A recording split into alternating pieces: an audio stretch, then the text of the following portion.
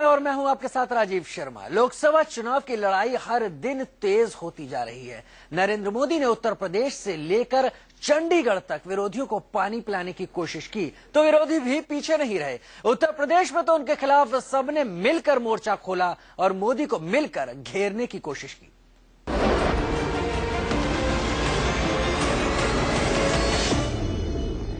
नरेंद्र मोदी और राहुल गांधी के बीच जुबानी जंग जारी है। उत्तर प्रदेश से लेकर पंजाब तक ये घमासान मचा हुआ है। राहुल गांधी ने आरोपों के चक्रव्यूह में मोदी को घेरने की पूरी कोशिश की तो मोदी ने भी जवाब देने में कोई कसर बाकी नहीं छोड़ी। राहुल और मोदी की गरज बरस पूरे दिन जारी रही।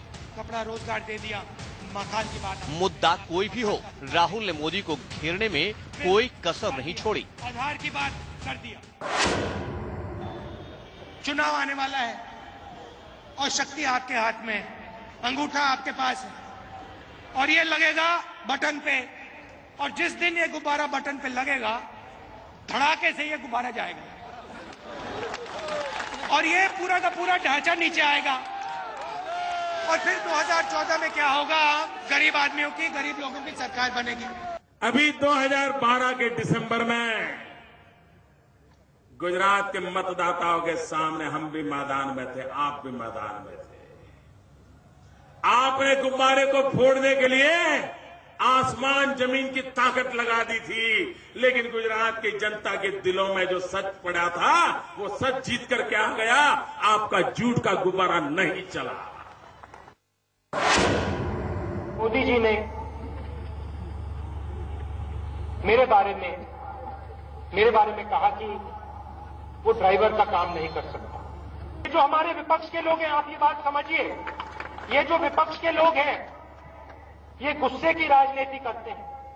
हमें गुस्से की राजनीति नहीं करनी है, हमें प्यार की राजनीति करनी है, हमें इज्जत की राजनीति करनी है और हमें गुस्से की राजनीति से लड़ना है और हराना है।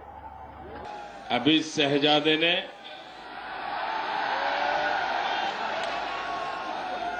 पत्रकारों के एक सवाल के जवाब में कहा, मोदी एक व्यक्ति नहीं, एक आइडियोलॉजी है। मुझे इस बात का गर्व है कि मैं एक आइडियोलॉजी से पैदा हुआ। ये हमारी आइडियोलॉजी है, जिएंगे तो भी देश के लिए, मरेंगे तो भी देश के लिए।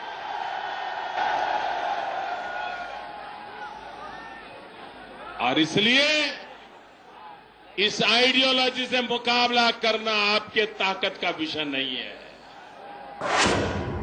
किसान रोज काम करता है, अपना पसीना देता है, खून देता है देश के लिए। जब उसकी जमीन की बात होती है तो उसको 1 मिनट में अक्वायर कर लिया जाता है। बहुत पुराना कानून था। भट्टा परसौल में लड़े, न्यामगिरी में लड़े और हमने कानून को बदला। अंत में हम लड़ाई जीते और आज किसान को 4 गुना पैसा मिलता है, जो उसकी मार्केट रेट है वो उसको मिलती है। कांग्रेस पार्टी ने किया। आतंकवादियों की गोलियों से जितने जवान शहीद हुए हैं उससे ज्यादा मेरे देश के किसानों को आत्महत्या करनी पड़ी है। क्या ये है तुम्हारा जय किसान? अच्छा भैया, आपको 6 साल मिले थे। 6 साल में आप लोग 1 रैंक 1 पेंशन का काम नहीं कर पाए। अब चुनाव आया और उनके नेता शुरू हो गए। 3 दिन में प्रधानमंत्री ने यह काम किया। अगर 2004 में अटल बिहारी वाजपेयी की सरकार दोबारा बनी होती तो भाइयों बहनों, मैं विश्वास से कहता हूं, हमारे जवानों का 1 रैंक 1 पेंशन का मामला कब का सुलझ गया होता और आज वो सम्मान से जिंदगी जीते हो। नरेंद्र मोदी और उत्तर प्रदेश के मुख्यमंत्री अखिलेश यादव दोनों ने कल बागपत में अपनी रैली की। इस दौरान अखिलेश ने मोदी को घेरने की कोशिश की तो उन्हें उन्हीं के चक्रव्यूह में फांसने के लिए मोदी ने पूरा जोर लगा दिया। इतने बड़े पैमाने पर लैपटॉप कोई जुगाड़ नहीं कर पा रहा है और सच्चाई ये है कि जितने लैपटॉप समाजवादी पार्टी ने एक साल में बांट दिए हैं उतने उन्हें 5 साल लगेगा गुजरात में बांटने के लिए। सत्ता हथियाना, वोट बैंक की राजनीति करना, जाति जाति को लड़वाना, संप्रदायों के बीच झगड़े करवाना, यही इनके कारनामे है। मां बेटियां सुरक्षित न हो भाइयों, ऐसी कैसी जिंदगी है हमारी। सरकार ने 3 कार्रवाई भी की है। जहां अगर कोई गलती हुई तो कार्रवाई होगी उनके खिलाफ। वही सरकार ने जो कदम उठाए उनकी भी प्रशंसा की और हमने आश्वासन दे दिया है कि जितने भी दोषी लोगों की कार्रवाई होगी। गौरव के साथ तो मां बेटी रास्ते पर निकल नहीं पाए और सरफरे लोग उन मां बहनों की बेइज्जती करते रहे। मां बाप भी बेचारे नीची मुंडी करके सहते रहे। ऐसी कैसी सरकार चल रही है। भारतीय जनता पार्टी के सहयोगी दल उत्तर प्रदेश को कम्युनल रास्ते में ले जाना चाहते हैं। ये सांप्रदायिक ताकतों को अगर कोई जवाब देगा तो समाजवादी पार्टी देगी और अपनी उपलब्धियों को लेकर के हम जनता के बीच में जाएंगे, जिससे कि जनता का हमें सहयोग मिलेगा। जो आज बाप चाचा चाची यार दोस्त चला रहे उन पे भरोसा है। ये फैमिली अफेयर से बाहर आना है कि नहीं आना है।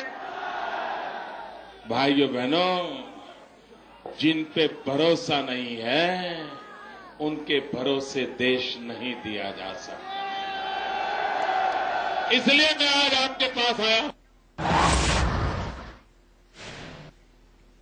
तो एक तरफ अखिलेश से सवाल जवाब, दूसरी तरफ उत्तर प्रदेश के जाटलैंड में मोदी ने अपनी रैली में छोटे चौधरी पर खूब हमला बोला। यहां तक कह दिया कि वो अपने पिता का अपमान करने वालों की गोद में जाकर बैठ गए। इस बात पर अजीत सिंह बौखला गए। उन्होंने मोदी के हर हमले को लेकर उन्हें आरोपों के चक्रव्यूह में घेरा।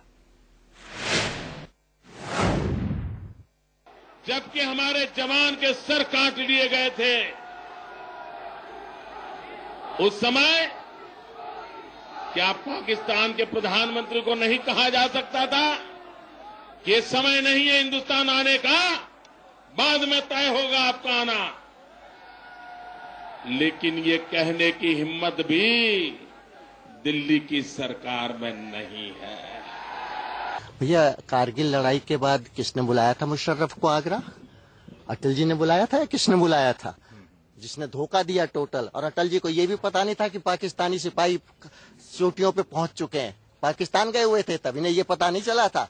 और फिर जब लड़ाई के बाद उनको मुशर्रफ को आगरा में दावत किसने दी थी? कभी भी कोई संतान जिन्होंने अपने बाप को बर्बाद किया हो उनकी गोदी में जाकर के बैठता नहीं है भाई। सत्ता सुख के लिए जो पिता के आदर्शों को छोड़ देते हैं, सत्ता सुख के लिए पिता को परेशान करने वाली पार्टी के गोद में बैठ जाते हैं, ऐसे लोगों पे आप भरोसा करोगे? आपका भला होगा। का तो कोई क्या जवाब देगा? उन्होंने कहा कि चौधरी साहब ने और हम कांग्रेस का समर्थन किया। भाई अटल जी से इनसे पूछना, भाजपा वालों से, 77 में चौधरी साहब को प्रधानमंत्री बनना चाहिए था, अटल बनाया भाजपा ने।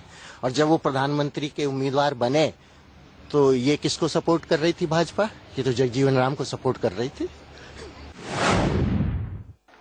बागपत को हवाई नेता नहीं चाहिए, बागपत को धरती का नेता चाहिए।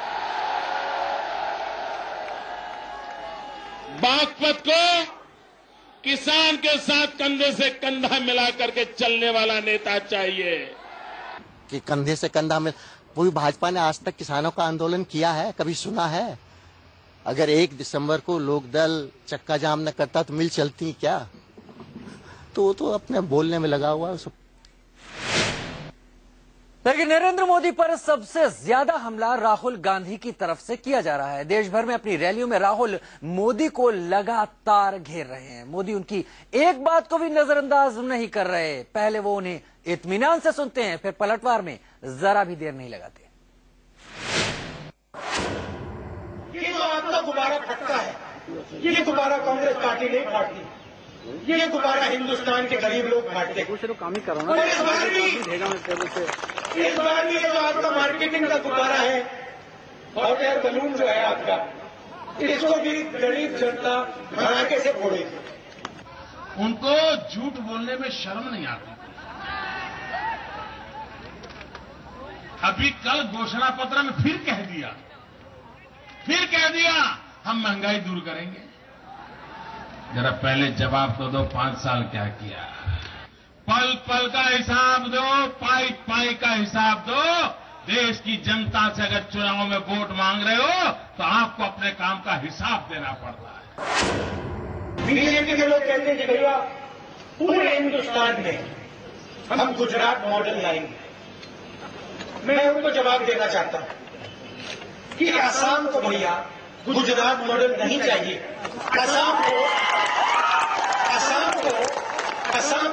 असम मॉडल चाहिए। ये कांग्रेस हिंदुस्तान के नागरिकों की आंखों में धूल झोंकती रही है। अब धूल झोंकने से भी उनका कारोबार नहीं चलता है ना, तो उन्होंने पार्लियामेंट में एक नया प्रयोग शुरू किया है, आंख में मिर्ची झोंकने का। अगर धूल झोंकने से न चले तो मिर्ची झोंको, ताकि आपको कुछ दिखाई न दे। कि अंधेरे को आप अंधेरे से नहीं मिटा सकते हो। अंधेरे को आप सिर्फ सूरज से मिटा सकते हो। जब तक बत्ती नहीं जलती है तब तक अंधेरा नहीं जाता है। आप अंधेरा हटाना चाहते हो? जरा पूरी ताकत से बोलो, आप चाहते हो अंधेरा जाए? आप चाहते हो अंधेरा जाए? तो पहले ये दिल्ली की सरकार को हटाना पड़ेगा, उनके यहां जो दूत बैठे हैं उनको हटाना पड़ेगा, तब जाकर के अंधेरा हटेगा। ये वो सरकार है जिसने भ्रष्टाचार के अंदर सारे नए रिकॉर्ड को स्थापित कर दिए, पुराने सारे रिकॉर्ड तोड़ दिए हैं। जब हो, थल हो, नब हो, जहां जो मिला वो लूटते ही चले गए। भाइयों बहनों, राजीव गांधी जब प्रधानमंत्री थे तब पंचायत से पार्लियामेंट तक, चारों से पार्लियामेंट तक, चारों तरफ सिर्फ कांग्रेस का राज था। कर्नाटक में जाते हैं और कहते हैं भैया हम भ्रष्टाचार के खिलाफ हैं। उनके दाएं तरफ येदियुरप्पा जी जो चीफ मिनिस्टर हुआ करते थे, जो जेल में गए, उनके दाएं साइड में खड़े रहते। फिर ये मध्य प्रदेश आते हैं, कहते हैं भैया भ्रष्टाचार है, और आपको समझाते हैं मध्य प्रदेश की सरकार का जो भ्रष्टाचार है उसके बारे में स्टेज से कुछ नहीं कहते। छत्तीसगढ़ में जाएंगे, वहां पे लूट हो रही है पूरी, यहां पे लूट हो रही है, मगर एक शब्द नहीं निकलेगा। तो आज सुबह में वक्त तो चला एक छोटे से ब्रेक का। इंतजार कीजिए, बने रहिए हमारे साथ, हाजिर होते हैं फौरन।